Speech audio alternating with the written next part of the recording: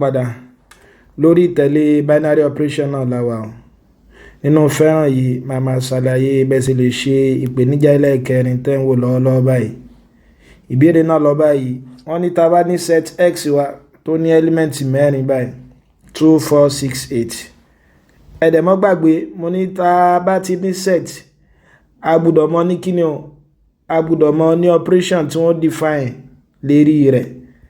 So wọ́n á ní operation wa lélẹ́yìí o, binary operation wa ní a multiply by b, wọ́n ní kọ́ mọ̀ jẹ́ multiplication modulo 10. Ọ̀yà kí là ń pè ní modulo? Ẹ rí pé ibi tí wọ́n ti fa modulo yọ òun náà ni modular arithmetic. Kí là ń pè ní modular arithmetic? Òun náà ni agbọ́nrin ìṣirò kan tó jẹ́ pé reminder lòun fi mọ́ ń ṣiṣẹ́. Kódà wọ́n á tún mọ̀ pé agbọ́nrin ìṣirò yẹn wọ́n mọ́ ń pè ní kíni o, ìṣirò aláago tí a mọ̀ sí clock arithmetic. So ti yà bá wọn tá a mọ̀ sí clock arithmetic, tàbí tá a bá ní ìṣirò tó yẹ pé integer lásán láfi mọ́ ṣiṣẹ́. Ṣe pé nígbà mìíràn bí a nísìnyí a máa ṣe division bóyá ní àwọn whole number wa àbáwọn arithmetic tá a sábà gbọ́yé. Ṣe pé mo lè nírò nǹkan báyìí 2 divided by 10. Ṣe pé 2 divided by 10 yóò mọ̀ fún mi ní 0.2 tàbí ká wọ́n pé 1/5. Ẹ rí pé 0.2 àti 1/5 yìí wọ́n ṣe integer o, rational number ni wọ́n àbí.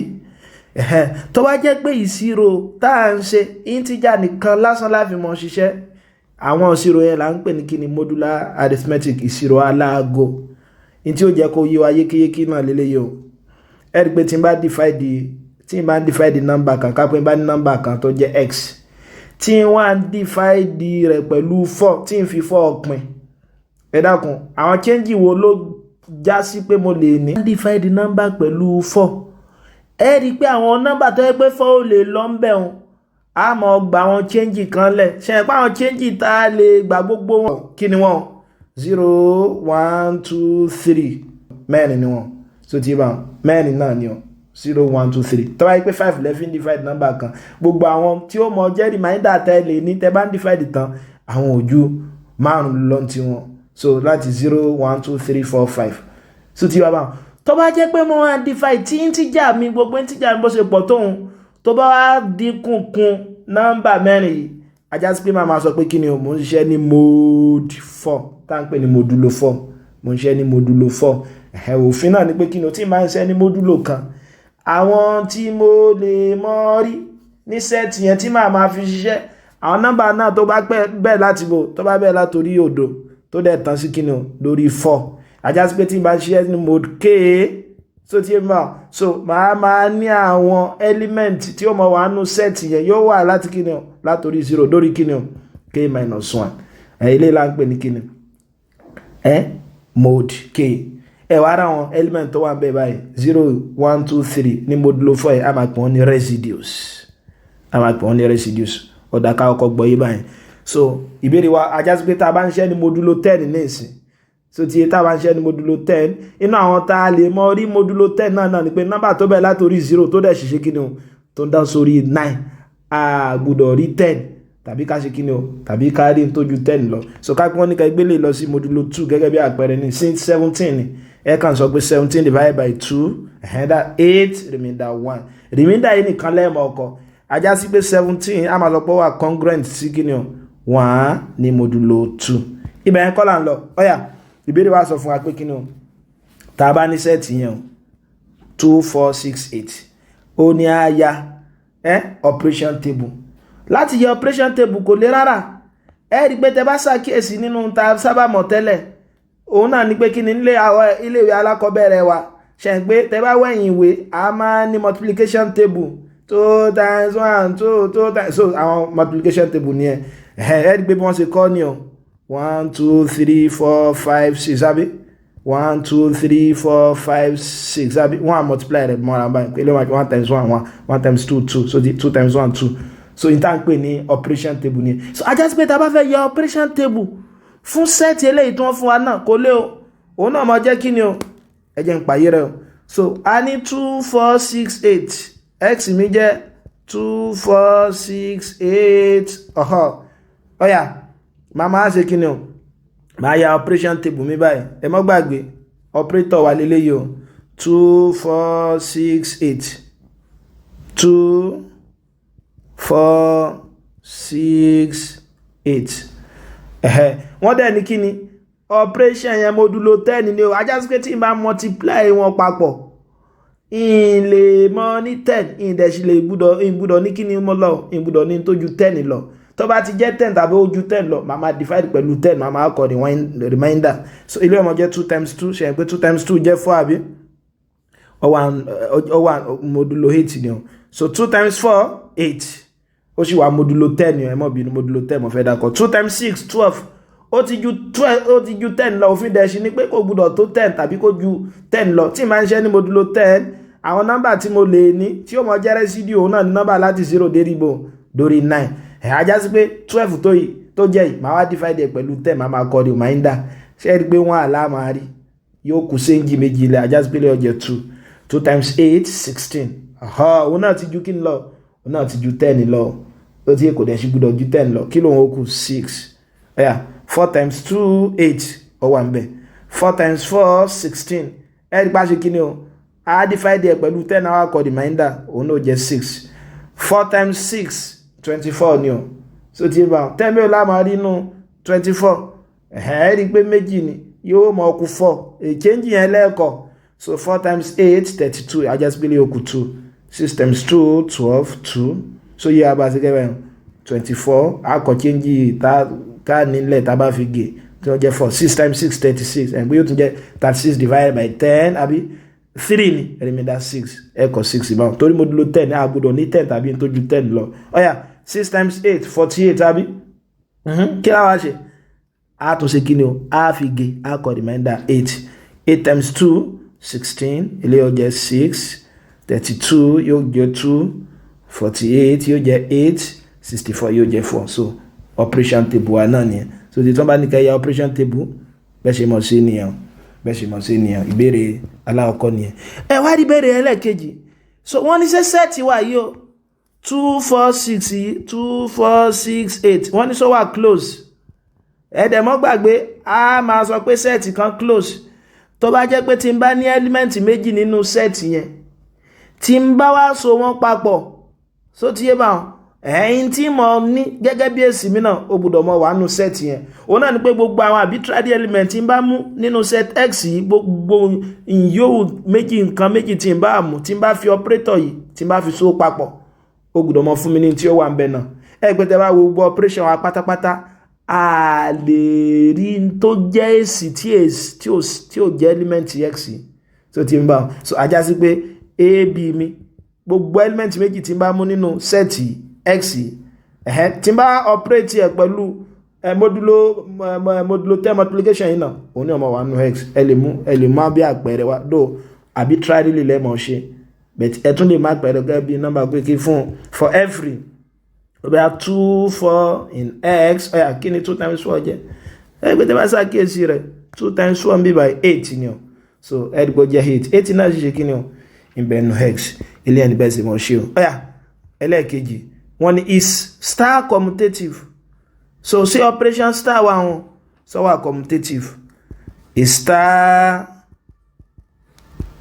commutative ẹ má gbàgbé òfin commutative o a máa sọ pé operator kan wà commutative tó bá jẹ́ pé kí ni o a b in x so tí ètò ẹ̀pọ̀ náà ọ̀nà gbà kọ àwọn element méjèèjì yẹn lẹ́yìn ìgbà tá bá fi operation yẹn so wọ́n papọ̀ tí ó bá ṣe pàtàkì a máa ní wà commutative a jẹ́ sí pé a star b mi tó bá ń dọ́gba pẹ̀lú b star a ó wà commutative náà ni ẹ pé tẹ́ bá mú element méjì tẹ́ bá rí kẹ́ mú bí báyìí tó ti yé báwọn tẹ́ wá fi operator yìí so wọ́n papọ̀ ìkan náà ni ó mọ̀ fún yẹn wà pẹ́rẹ́ o 2 times 2 4 náà ẹ̀jẹ̀ àwọn pé 4 times 6 kí ni 4 times 6 fún mi ẹ̀dìrí 4 times 6 4 ọ̀yẹ̀ jẹ́ mú 6 times 4 náà 6 times 4 ẹ̀rí pé 4 náà ni ọ̀yẹ̀ jẹ́ mú mi 8 times 2 ńkọ́ 6 ọ̀yà 2 times 8 ńkọ́ so ti 2 times 8 ńkọ́ ẹ̀dìrí 2 times 8 ẹ̀rí pé 6 lòun náà so ẹ wá sọ pé for all so ti a b nínú set x wà a star b is equal to b star a so ẹ lè tún ṣàpèjúwe bẹ́ẹ̀ for every eg so àbí 2 4 in x. Yeah, kí ni 2 times 4 fún mi? Ẹ rí pé kí ni 2 times 4 fún mi? 2 times 4 8. Àbí kí ni 4 times 2 náà fún mi? Tẹ́ bá wo ṣàkíyèsí table yẹn 4 times 2 náà òun náà jẹ́ kí ni o? Òun náà jẹ́ 8. Mo bó ti yẹ báwọn. Ṣé and hence s àbí star is commutative. Ẹ má bínú irú ilé náà ó yẹ ká conclude o pé s hence s is closed. So ti yẹ báwọn. Ó yá ẹlẹ́ẹ̀kẹrin wọ́n ní find the identity element if it exists. Tó bá yẹ pé identity element yìí ń wà ká wá ẹ tún kọ́kọ́ kò fi identity. Ẹ má gbàgbé pé mo lá identity ó wà unique o asonian nínú set yẹn. Ajá sí pé set 2 4 6 8 tó bá yẹ pé ó lá identity àsọyọ kan náà ni ó mọ̀ ṣiṣẹ́ fún. Kí wá ni òun náà ni pé kí ni o element kan tó yẹ pé tí ń bá operate ẹ̀ mọ́ element mìíràn yóò mọ̀ fún mi ní element mìíràn yẹn padà. A star E tàbí E star A is equal to A. Méjèèjì kódà náà àwọn òwe mìíràn wọ́n sọ pé A star E and E star A is equal to A. So ti bá wọn torí gbà mí tẹ́ bá gbé sí apá tún báyìí kò túmọ̀ sí pé yóò ṣiṣẹ́ lápá sìn. So ti mi bá wọn a máa wò pé kí ló yẹ pé a máa operate pọ̀ mọ́ 2. So ti bá wọn kí ni operator ẹ má bínú ẹ jẹ́ nǹkan kí ni yorùbá. So kí ni inter máa operate pọ̀ mọ́ 2 tí ó fún mi 2 padà. Kí ni máa operate pọ̀ mọ́ 4 tí ó mọ̀ fún mi ní 4 padà. Kí ni máa operate pọ̀ mọ́ 6 tí ó mọ̀ fún mi ní 6 padà. Kí ni máa operate pọ̀ mọ́ 8 tí ó mọ̀ fún mi ní 8 padà. Inter ń operate pọ̀ mọ́ nọ́mbà àwọn lọ́rọ̀ kọ̀ọ̀kan tó ń fún wa ní nọ́mbà yẹn padà òun ni identity. Àwa sọ pé àsọ ni wọ́n. Ó yẹ jẹ́ ayé ẹ wò. Ẹ pé tá a bá yẹ wò nísìn ẹ wò 2 o. Kí ni máa operate pọ̀ mọ́ 2 tó fún mi ní 2 padà. Ẹ ti rí. Ẹ rí pé 2 ni o. Kí la ṣe tó fún wa 2 padà. Ẹ rí pé 6 ni o. Kí ni mo operate pọ̀ mọ́ 4 tó fún mi 4 padà. Ẹ rí pé tẹ́ bá ṣàkíyèsí 6 náà ni. Kí ni mo operate pọ̀ mọ́ 6 tó tún fún mi 6 padà. Tẹ́ bá ṣàkíyèsí ẹ rí pé 6 náà ni. Kí ni mo operate pọ̀ mọ́ 8 kí la times pọ̀ mọ́ 8 tó fún mi ní 8 padà. Ẹ rí pé 6 náà ni. Ajá sí pé identity element mi 6 6 6 ẹ àti sọ pé yóò wà unique fún a nọ́mbà ilẹ̀ ọ̀kọ̀ọ̀kan àsọ ni. Ó yá tó bá wù yín ẹ tún lè yẹ apá sin náà wò sẹ́yìn pa ní A star E ó gbọ́dọ̀ mọ jẹ́ A tàbí àti E star A ó gbọ́dọ̀ mọ jẹ́ kíni o ó gbọ́dọ̀ mọ jẹ́ A. Ó yá ẹja wò pé kí látún yẹ ẹ mọ̀ pé à ń fẹ́ ẹgbẹ́ yìí wò báyìí tẹ́lẹ̀ ok kí ni màá tún mọ operate pọ̀ mọ́ A tí ó mọ fún mi ní A padà. So tí wọ́n yàní pé tẹ́ bá wò láti bí báyìí sẹ́yìn pé nísìn tí bá tún ní 2 operation kí ni ó mọ fún mi ní 2 padà. Ẹ ti rí ẹ wò 2 operation kí ni ó mọ fún mi 2 padà 6 yìí náà ni. 4 operation kí ni ó mọ fún mi ní 4 padà ẹ rí pé 6 náà ni. So ti yé bá wọn so òun náà ni kí ni à ń pè ní identity. Níparí wọn á ní ká wá kí ni inverse if it exists ẹ lè parí pé hence identity element is 6. Ó yá kí ni wọ́n á ní inverse o ẹ tún kọ́ òfin inverse o sẹ́yìn pé inverse náà ni pé kí ni o kí lẹ́ẹ̀ mọ operate pọ̀ mọ́ tó wáyé pé inverse ń jẹ́ a prime báyìí pé kí lẹ́ẹ̀ mọ operate pọ̀ mọ́ element kan tí ó mọ fi fún yín ní identity padà.